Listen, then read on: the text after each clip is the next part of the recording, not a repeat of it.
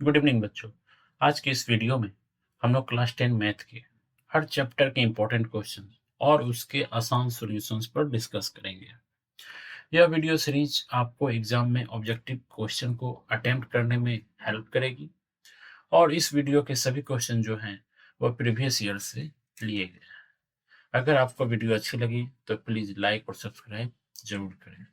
तो चलिए शुरू करते हैं बिना किसी देरी के। हमारा पहला क्वेश्चन है 64 पाई cm स्क्वायर क्षेत्रफल वाले वृत्त का व्यास पूछा जा रहा है और हमें ये क्या दिया हुआ है 64 पाई cm स्क्वायर, ये वृत्त का क्षेत्रफल दिया हुआ है। तो हम सबसे पहले क्या करेंगे, लिख लेंगे ए, वृत्त का क्षेत्रफल कितना होता है पाई आर स्क्वायर। अब एरिया दिया हुआ है हमें कितना 64 पाई, तो हम क्या करेंगे 64 पाई लिखेंगे, उसके बाद पाई आर स्क्वायर, दोनों तरफ पाई है तो पाई पाई कट जाएगा। इसको फिर हम लोग रीऑर्डर करके लिखेंगे अच्छे से। आर स्क्वायर का मान कितना हो गया 64। ये स्क्वायर जो है दाईं तरफ आएगा तो रूट बन जाएगा और 64 का रूट कितना होता है 8।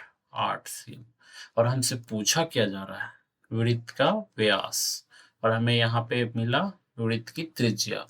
तो व्यास यानी कि 2r, 2 गुना त्रिज्या, 2 गुना 8, आर का मान कितना हो गया 8, तो हो गया 8 दूनी 16, तो 16 cm हमारा आंसर हो गया, ऑप्शन बी।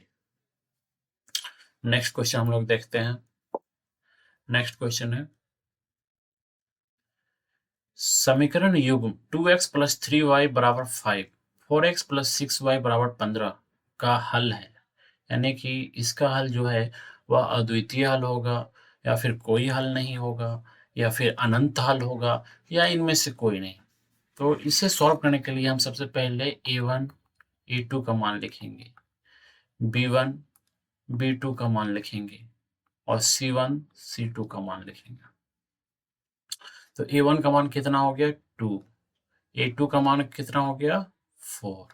देखिए ये जो है x के साथ जो कोएफिशिएंट है, गुणांक जो है, इसे हम लोग a1 बोलेंगे और दूसरे समीकरण के जो x के साथ कोएफिशिएंट है उसे a2 बोलेंगे। b1 में क्या हो जाएगा y के साथ जो कोएफिशिएंट है 3 और b2 के साथ कितना है 6, c1 के साथ कितना है 5 और c2 के साथ 15।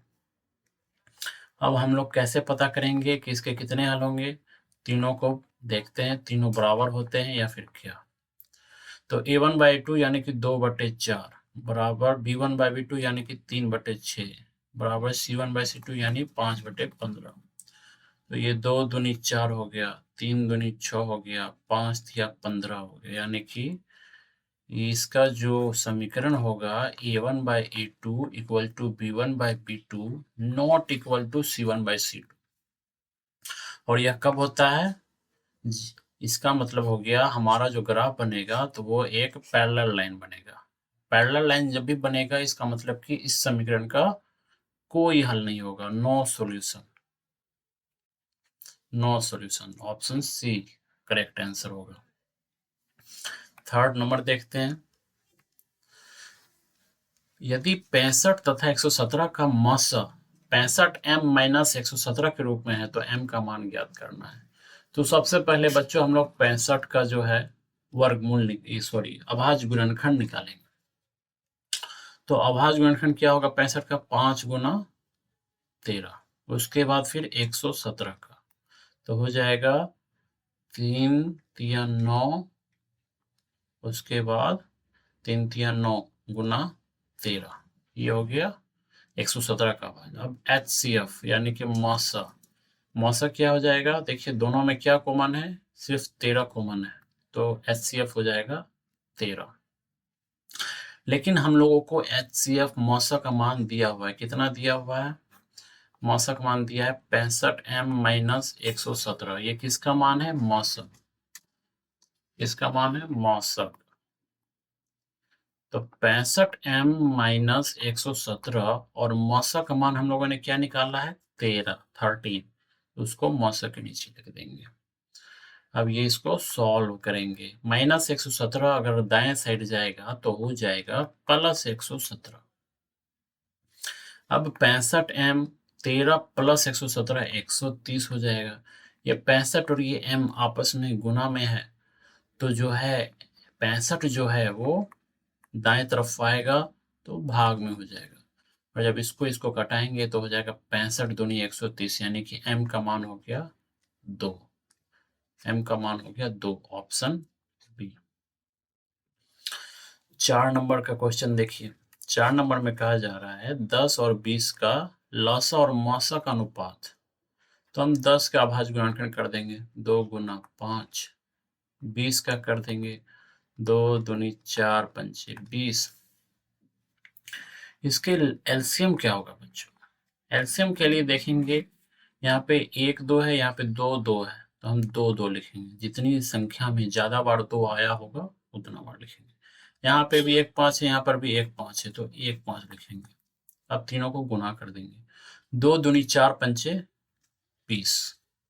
और एचसीएफ यानी कि मसा।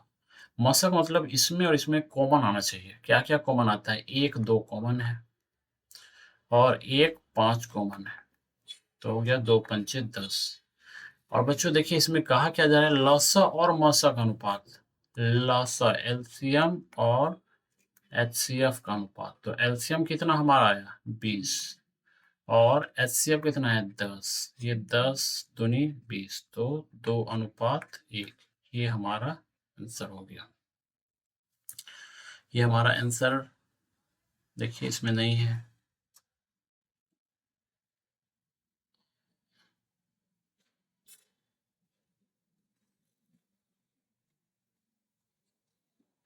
ये ऑप्शन गलत दिया हुआ है। ये 10:1 नहीं होगा, ये हो जाएगा 2:1। यहाँ पे होगा 2, ऑप्शन बी। नेक्स्ट क्वेश्चन देखते हैं 5 नंबर। उसमें कहा जा रहा है यदि किसी घनाभ की लंबाई L, चौड़ाई B तथा ऊंचाई h हो तो घनाभ का आयतन क्या होगा? तो घनाभ का आयतन का फॉर्मूला होता है वॉल्यूम का लंबाई गुना चौड़ाई गुना ऊंचाई, यानी कि LBH, ऑप्शन ए। उसके बाद हम लोग नेक्स्ट क्वेश्चन देखते हैं। tan 10 degree, tan 15 degree, tan 75 degree, tan 80 degree का मान। तो tan 10 डिग्री ये गुना में है tan 15 डिग्री का, फिर गुना में है tan 75 डिग्री का, फिर गुना में है tan 80 डिग्री का। तो tan 10 को कन्वर्ट कर देंगे tan 80 में हम लोग। तो कैसे करेंगे? इसे करने के लिए हम लोग लिखेंगे tan 90 माइनस 80 डिग्री लिख सकते हैं, क्योंकि 90 में जो 80 माइनस होगा तो 10 डिग्री है। फिर ये tan 15 और 75 ये दोनों में एक किसी एक को कन्वर्ट कर देंगे, तो हम लोग tan 15 को कन्वर्ट कर देते हैं 90 डिग्री माइनस 75 डिग्री, और उसके बाद हम लोग tan 75 डिग्री को रहने देते हैं, tan 80 डिग्री को रहने देते हैं। अब ये देखिए tan 90 माइनस थीटा क्या हो जाएगा, cot थीटा। थीटा का मान 80 डिग्री। फिर tan 90 माइनस 75 है, तो ये भी हो जाएगा cot 75 degree into tan 75 degree into tan 80 degree. देखिए ये cot 80 degree into tan 80 degree, इसका मान क्या हो जाता है 1। cot 75 डिग्री और tan 75 डिग्री दोनों आपस में गुना में क्या रहेगा, तो उसका फॉर्मूला क्या होता है 1। 1 गुना 1 1। ये कैसे होगा? या फिर हम लोग इसे ऐसे भी कर सकते हैं, cot 80 डिग्री को हम लोग cos 80 बट्टे sin 80 लिख सकते हैं। tan 80 को हम लोग क्या लिख सकते हैं, sin 80 बट्टे cos 80। दोनों कट जाएगा, sin 80 cos 80 तो क्या हो जाएगा 1। इसी तरह tan 75 और cot 75 दोनों को लिख सकते हैं हम यहाँ पे, cos 75 डिग्री बटे sin 75 degree into sin 75 degree बटे cos 75 डिग्री। अब sin 75 कट जाएगा, cos 75 कट जाएगा, तो क्या आ जाएगा 1। अब दोनों को गुना करेंगे तो 1, तो हमारा आंसर हो जाएगा ऑप्शन डी। नेक्स्ट क्वेश्चन हम लोग देख रहे हैं, निम्नलिखित में से कौन सा द्विघात समीकरण है? हमें इस सभी को चेक करना होगा। यहाँ पे क्यूब आ गया तो ये नहीं होगा। यहाँ पे x के ऊपर जो है रूट आ गया, यानी कि x पे पावर 1/2 आ गया, तो ये भी नहीं होगा। यहाँ पे हम लोग एलसीएम लेके देखेंगे, एक्स स्क्वायर माइनस 1/x² बटे बराबर 4। यहाँ पे एलसीएम लेंगे तो हो जाएगा एक्स स्क्वायर, ये एक्स स्क्वायर गुना हो जाएगा तो x पे पावर 4 माइनस 1 बराबर 4। अब क्रॉस मल्टीप्लाई कर देंगे तो हो गया 4x², एक्स पे पावर 4, ये 4x², लेफ्ट साइड आएगा तो हो गया -4x² माइनस 1 बराबर 0। देखिए यहाँ पे x का पावर डिग्री जो है कितना हो गया 4, तो ये भी नहीं होगा। अब बच गया ये, तो यही होगा। इसे सॉल्व करके भी हम लोग देख सकते हैं, 3x² प्लस 2 बराबर ये a माइनस बी के होल स्क्वायर पे से हम सॉल्व करेंगे तो हो गया 3 तिया 9 plus x² minus 2ab plus 4 हो गया 3x² प्लस 2, उसके बाद प्लस 9 प्लस x² इधर आया तो माइनस x², ये माइनस 6x इधर आएगा तो प्लस 6x, और बराबर में क्या हो गया 9 4 13। इस 9 को और इस 4 को जोड़ देंगे तो हो गया 3x² में से x² माइनस हो जाएगा तो 2x² प्लस 6x प्लस 2, और ये 13 राइट साइड आएगा तो माइनस, तो हो गया 2x² प्लस 6x, 13 में 2 गया 11 बराबर 0। देखिए ये द्विघात समीकरण बन गया, यानी कि ऑप्शन सी करेक्ट आंसर होगा। अब नेक्स्ट क्वेश्चन देखते हैं। एक बेलन और एक शंकु का आधार समान है, आधार यानी कि बेस समान है, और ऊंचाइयां भी समान है, तो उनके आयतनों का अनुपात यानी कि सब कुछ समान है, h और r दोनों समान है, तो V1 मान लेते हैं बेलन का, और V2 हो जाता है शंकु का वॉल्यूम। तो V1 बराबर हो गया पाई आर स्क्वायर h, और V2 हो गया 1/3 पाई आर स्क्वायर h। ये कट गया, ये पूरा कट गया, तो क्या बचेगा 1/1/3। तो इसे हम लोग लिखेंगे 1/1 गुना 3/1, यानी कि 3:1। ये हो गया हमारा ऑप्शन डी सही आंसर।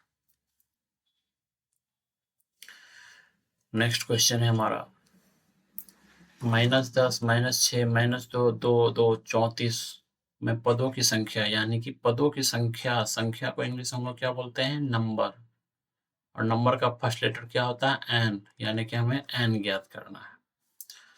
तो हमें सबसे पहले डी ज्ञात करना है। डी का फॉर्मूला क्या होता है a2 माइनस a1। a2 का मान कितना हो गया -6 माइनस a1 का मान -10, तो क्या -6 माइनस माइनस प्लस 10, 10 में 6 गया 4।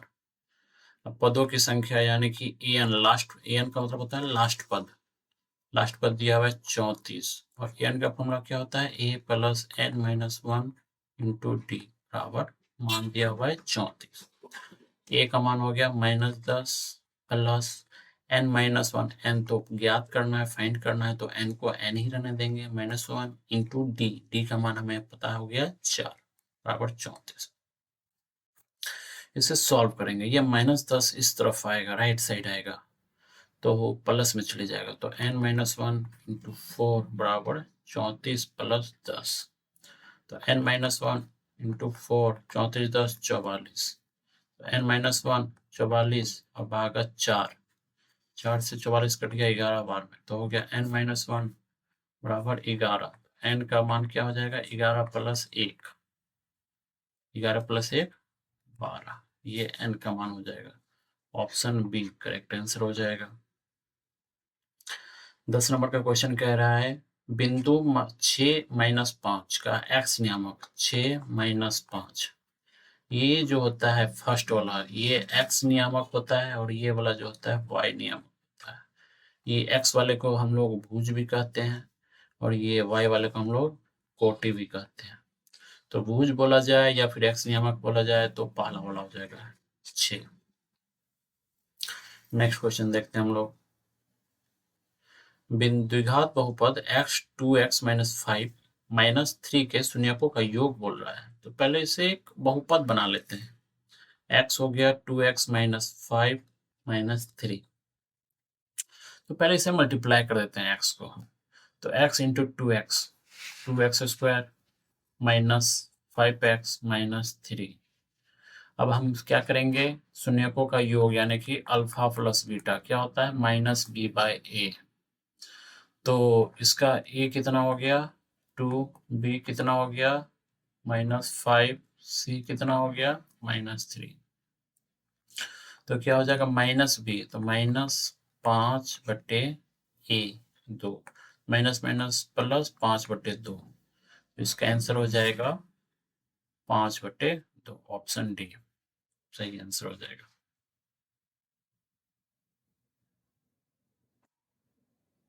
नेक्स्ट क्वेश्चन देखते हैं हम लोग। 1 + 2 + 3 + ... n बराबर है, मतलब कि सम Sn का फॉर्मूला होता है n/2। तो n/2 लिख दिए। First term 1 plus last term क्या दिया हुआ है n, बस हो गया। n/2 1 + n को हम लोग n+1 लिख देंगे, ये हो गया। देखिए option C correct answer. 13 number, निम्नलिखित में से कौन बहुपद है। बहुपद में क्या होता है, चर जो होता है वेरिएबल, यानी कि चर पे जो है रूट नहीं होता है। तो देखिए यहाँ पे रूट है तो ये नहीं होगा। यहाँ पे देखिए ये 3 रूट x⁻3/2 मतलब क्या होता है, √x⁻3, तो ये भी नहीं होगा। यहाँ पे भी x⁻रूट है तो ये भी नहीं होगा, तो बच गया ये, तो ये तो होना ही है। और देखिए यहाँ पे x पे रूट नहीं है, यहाँ पे ये जो है कोफिशिएंट है उस पे रूट है, x पे नहीं है, तो ये हो जाएगा ऑप्शन डी। 14 नंबर क्वेश्चन देखते हैं हम लोग। 12 मीटर ऊंचे खंबे की जमीन पर पड़ रही छाया की लंबाई 4√3 मीटर है। सूर्य का उन्नयन कोण, यानी कि एक जो है 12 मीटर ऊंचा खंबा है, ठीक है, ये 12 मीटर ऊंचा खंबा है और जमीन पर इसकी छाया की लंबाई कितना हो जाती है, 4√3 मीटर है। और हमें बोल रहा है उन्नयन कोण, यानी कि ये निकालना है। तो ऐसा कौन सा फॉर्मूला लगाएंगे जिसमें P भी आएगा B भी आएगा, तो टेन थीटा, तो टेन थीटा बराबर होता है 12/4√3। 4 से √3 कटे 3 बार में, √3 से 3 √3 बार में, यानी कि टेन थीटा बराबर √3। और थीटा का किस मान पे √3 होता है, तो थीटा का 60 डिग्री पे √3 होता है। नेक्स्ट 15वां क्वेश्चन। त्रिभुज ABC एक समकोण त्रिभुज है। समकोण त्रिभुज यानी कि एक एंगल जो है वो क्या होगा, 90 डिग्री होगा। तो कौन सी 90 डिग्री, यानी कि ये ABC। अगर ये 90 डिग्री होगा तो आप सिंपल बताइए ये कोण A और कोण B का योग कितना होगा। हम जानते हैं कि त्रिभुज के तीनों कोणों का योग कितना होता है, 180 डिग्री। एक 90 डिग्री है, A + B, C का मान दिया हुआ है 90 डिग्री। ये 90 डिग्री राइट साइड जाएगा तो क्या हो जाएगा, 180 डिग्री माइनस 90। 180 डिग्री में 90 गया 90, यानी कि A + B का मान क्या हो जाएगा, 90 डिग्री। अब देखिए क्वेश्चन में क्या करा है, cos A + B का मान ज्ञात करने बोल रहा है, यानी कि cos A + B का मान क्या निकल गया, 90 डिग्री। बोल रहा है ये cos 90 डिग्री का मान कितना होता है, 0। ये वैल्यू पता होना चाहिए हमें। और इसका सही आंसर क्या हो गया, ऑप्शन ए। इसी के साथ बच्चों आज का यह सीरीज खत्म होता है। नेक्स्ट वीडियो में हम लोग नेक्स्ट 15 क्वेश्चन को देखेंगे। अगर आप इस क्वेश्चन को प्रैक्टिस कर लेते हैं बच्चों, तो आप डेफिनेटली आप एग्जाम में क्वेश्चन को अटेम्प्ट कर पाएंगे बहुत ही आसान